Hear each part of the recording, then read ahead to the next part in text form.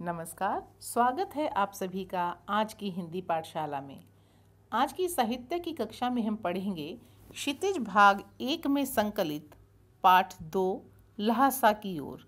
लहासा की ओर एक यात्रा वृत्तांत है जिसमें लेखक ने अपनी यात्रा का वर्णन किया है जब वो भारत से तिब्बत गए थे।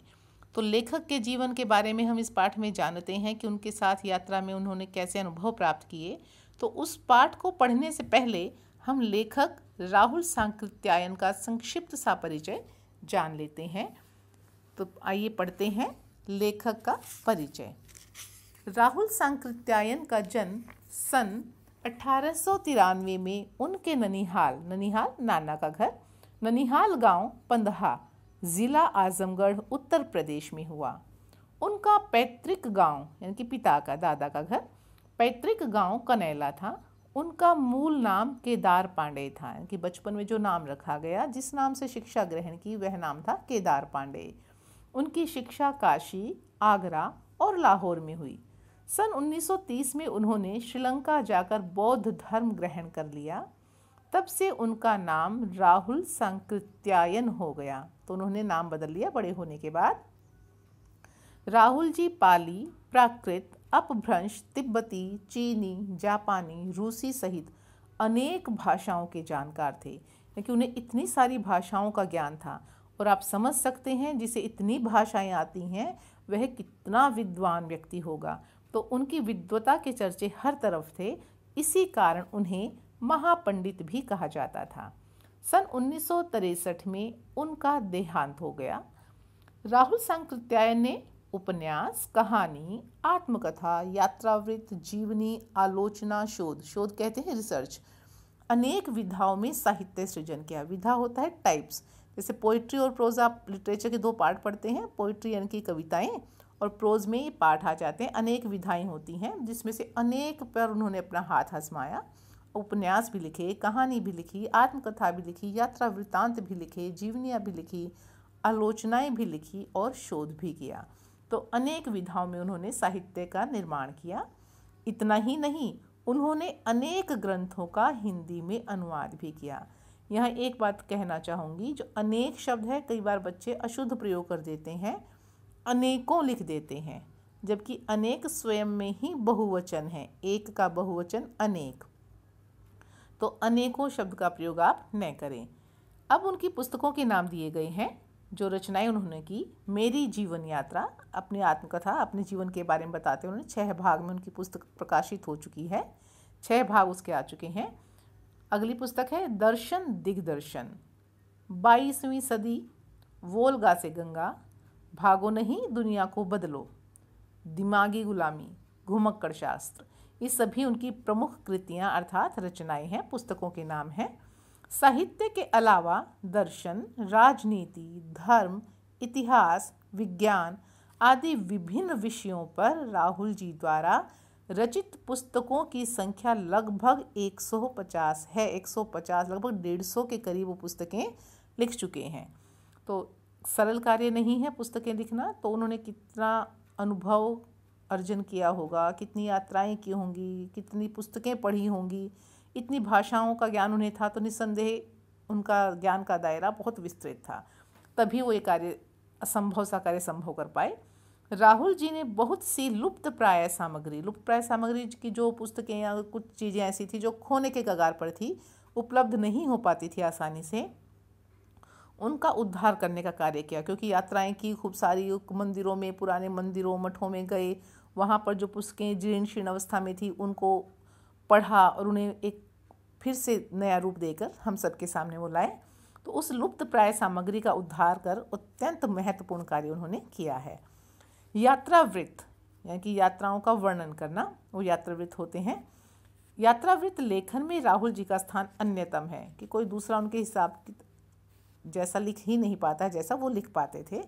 उन्होंने घुमक्कड़ी का शास्त्र रचा। घुमक्कड़ी ऐसा जो घूमने का शौकीन है और उस समय जो उन्हें अनुभव होता है उसके बारे में लिखना, और उससे होने वाले लाभों का, कि घूमने से हमें क्या क्या लाभ होते हैं, उनका विस्तार से वर्णन करते हुए मंजिल के स्थान पर यात्रा को ही घुमक्कड़ का उद्देश्य बता दिया कि उस मंजिल से मुख्य है वह यात्रा जो शुरू से लेकर अंत तक जब हम कहीं जाते हैं जो बीच में हमें अनुभव होता है, वो सारे अनुभव यानी कि मंजिल जहाँ पहुँचना है उस पहुँचने तक का जो यात्रा है उनके लिए बहुत रोचक रही है और उन्होंने उसे बहुत महत्वपूर्ण माना है। तो घुमक्कड़ी से मनोरंजन, ज्ञानवर्धन और अज्ञात स्थलों की जानकारी के साथ साथ भाषा एवं संस्कृति का भी आदान प्रदान होता है। मनोरंजन तो होता ही है, ज्ञान बढ़ता है, नई नई चीज़ें सीखने को मिलती हैं। जिन स्थानों की जानकारी हमारे पास नहीं होती, हमारे लिए अज्ञात होते हैं, यात्रा वृत्तांत पढ़कर हम उनके बारे में जान पाते हैं। हमारी भाषा में अनेक नए शब्द जुड़ जाते हैं, जहाँ हम जाते हैं वहाँ के हम सीखते हैं। और संस्कृति का आदान प्रदान, हम जाते हैं, हमारी संस्कृति उन तक पहुँचती है और जहाँ हम जाते हैं उन लोगों की संस्कृति हमारे द्वारा हमारे देश तक आती है।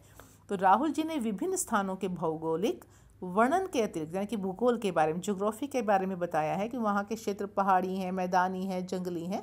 इस तरह के वर्णन के बात करते करते वहाँ के जनजीवन की भी सुंदर झांकी प्रस्तुत की है। जनजीवन, सामान्य लोगों का जीवन वहाँ कैसा है, अपनी यात्रा वृत्तांतों में उन्होंने इसका भी उल्लेख किया है। अब हम पढ़ते हैं संक्षेप में कि पाठ के बारे में उन्होंने क्या बताया है। पाठ के बारे में उन्होंने लिखा है कि लहासा में जब वो जाते हैं, कैसे जाते हैं वेश बदल कर, क्या दिक्कतें उनके सामने आती हैं, बुद्ध वचन की जो पोथियाँ उन्हें मिलती हैं, पुस्तकें, उनके बारे में उनके क्या विचार हैं। तो पाठ में इसकी जानकारी है। तो संक्षेप में हम पहले जानकारी ग्रहण कर लेते हैं। संकलित अंश, संकलित अंश कि जो पाठ में जो हिस्सा दिया गया है उसमें राहुल जी की प्रथम तिब्बत यात्रा से वह लिया गया है। पहली बार जब वह तिब्बत गए थे, जो उन्होंने सन 1929-30 में नेपाल के रास्ते से की थी, क्योंकि उस समय भारतीयों को वहाँ जाने की अनुमति नहीं थी कि सीधे रास्ते से वो जा सकें। तो उन्होंने नेपाल के रास्ते से यात्रा की थी। उस समय भारतीयों को तिब्बत यात्रा की अनुमति नहीं थी, इसलिए उन्होंने यह यात्रा एक भिखमंगे के, भिखारी के छद्म वेश में, झूठा वेश धारण किया भिखारी का, और नेपाल के रास्ते वो तिब्बत गए थे। इसमें तिब्बत की राजधानी लहासा की ओर जाने वाले दुर्गम रास्तों का, दुर्गम होता है जहाँ बहुत कठिनाई से जाया जा सके, दुर्ग कठिन, गम जाना, तो बहुत कठिनाई से जहाँ जा सकता है, ऐसे रास्तों का वर्णन उन्होंने बहुत ही रोचक शैली में किया है। इस यात्रा वृत्तांत से हमें उस समय के तिब्बती समाज के बारे में भी जानकारी मिलती है कि उस समय का तिब्बती समाज कैसा था। तो अब पाठ पढ़ने से पूर्व हम इसके शब्दार्थ जान लेते हैं ताकि पढ़ते समय हमें थोड़ी सरलता रहे। पहला शब्द है शब्द संपदा में डांडा। डांडा कहते हैं ऊंची जमीन, जैसे हम पहाड़ पर जाते हैं, टीले हो जाते हैं, इस तरह से वहाँ पर डांडा कहा जाता है। थोंगला, इसको ड़ ना पढ़ें, थोड़ला ना पढ़ें, यह ग, क ख ग घ ग, पांचवा वर्ण क वर्ग का। थोंगला तिब्बती सीमा का एक स्थान, जगह का नाम है। भीटे, टीले के आकार का सा ऊंचा स्थान, उसको भीटा कहते हैं। कंडे, गाय भैंस के गोबर से बने उपले जो ईंधन के काम आते हैं। अपने यहाँ भी कंडे बनाए जाते हैं, उपले बनते हैं। सत्तू, भुने हुए अन्न का आटा। गर्मियों में आपने कभी हो सकता है घरों में देखा हो कि जौ को भुनवा कर, पीस कर, आटा बनाकर उसे गर्मियों में विशेष रूप से खाते हैं, क्योंकि उसकी जो तासीर है, प्रभाव जो है ठंडा होता है। अगला शब्द है थुक्पा। थुक्पा होता है सत्तू या चावल के साथ मूली, हड्डी और मांस के साथ पतली लेई की तरह पकाया गया खाद्य पदार्थ। ये वहाँ का व्यंजन है तिब्बत का। गंडा, जिसे हम ताबीज़ कहते हैं, मंत्र पढ़कर गांठ लगाया हुआ धागा या कपड़ा। चिरी, फाड़ी हुई, जैसे हम कत्तर फाड़ लेते हैं, कतरे जिसको हम बोलते हैं कि कपड़े में से हमने फाड़ते गए हैं बारीक बारीक, तो चिरी उसको लिखा गया है। भरिया, भारवाहक, जिसे हम कुली कहते हैं, जो सामान ढोने का काम करता है। सुमति का जिक्र आएगा पाठ में। सुमति एक व्यक्ति हैं, लेखक को यात्रा के दौरान मिला एक मंगोल भिक्षु है, जो बौद्ध भिक्षु हैं, जाति से मंगोल हैं। उनका नाम है लोब्ज शेख। लोब्ज शेख, इसका अर्थ है सुमति प्रज्ञ, जो बहुत विद्वान है, बुद्धिमान है, मति बुद्धि होता है। अतः सुविधा के लिए, कितना नाम जो कठिन लगता है लेने में, तो उन्होंने संक्षेप में आसानी के लिए उन्हें सिर्फ सुमति कहना शुरू कर दिया। तो सुविधा के लिए लेखक ने उसे सुमति नाम से पुकारा है। फिर है दोनों चिटें, चिट स्लिप्स जिसको हम कहते हैं। तो जैसे यहाँ भी हम एक राज्य से दूसरे राज्य में जाते हैं तो टोल टैक्स जैसे लगता है, तो हमें एक स्लिप लेनी पड़ती है, और कुछ लोग स्लिप लेकर चलते हैं कि टोल टैक्स बच जाए। तो इस तरह की चिटें उन्होंने, लेखक ने भी ली। येनम गांव के पास पुल से नदी पार करने के लिए जोंगपोन, जिसको मजिस्ट्रेट का वहाँ पर जो संबोधन है उसके लिए है ये, के हाथ की लिखी लम्यक राहदारी जैसे टोल टैक्स, जो लेखक ने अपने मंगोल दोस्त के माध्यम से प्राप्त की थी कि उसे टैक्स ना पे करना पड़े, इसलिए उसने चिटें अपने दोस्त के माध्यम से बनवा ली थी। आगे है डॉन क्विक्सटो, स्पेनिश उपन्यासकार सार्वेंतेज, जो 17वीं शताब्दी था 1600 के बाद, जो 1600 और 1700 के बीच के अवधि के हैं उनके लिए। उनका उपन्यास था एक डॉन क्विक्सोट।